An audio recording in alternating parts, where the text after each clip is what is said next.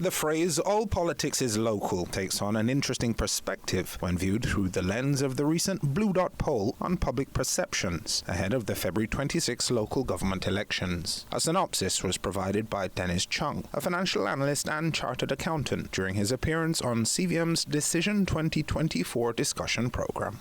This is a local government election, and the campaigning like it's a national election, which means to me, as I said, that for both the government and the opposition, the local government is not really relevant, because they're campaigning on national issues.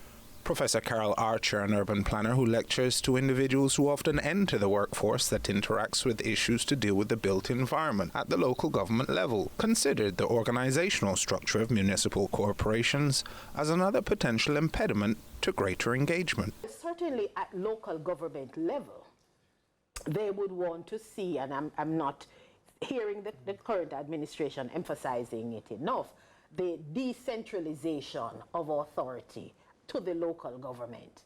Yes, they feel that it is too centralized. That's the feedback I'm getting. Cleveland Tomlinson, junior shadow cabinet spokesman on finance, concurred with Mr. Chung. I agree with Mr. Chung that the issues that are influencing people's perceptions now and what they will vote on in the polls are the national issues. And I think that the data that we get from the polls suggests that when the data say that people do not know the local issues, they don't know the mayors, etc. So clearly people do not have an appreciation of the development issues at the local level. So the question that we must ask ourselves now, if they're not having an appreciation of the local development issues, then what else would be influencing their perceptions for them to rate the respective leaders and political parties in the way they have? Focusing on youth specifically, Mr. Chung suggests that while tradition may still dominate the ballot habits of previous generations, the younger generation of potential voters are more interested in policy. One of the challenges we have, we know what the government is doing, but we don't, and this applies to all opposition that I've ever seen in Jamaica.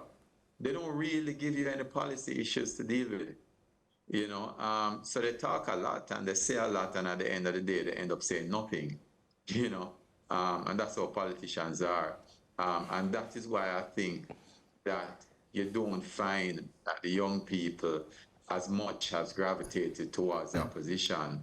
But at the same time, the young people are having issues, and that is why you don't see a lot of them more coming out to support the government, because the truth is that, as I said, we have not been focusing on individual issues that affect people, but rather macro. Joel Crosskill, CVM News.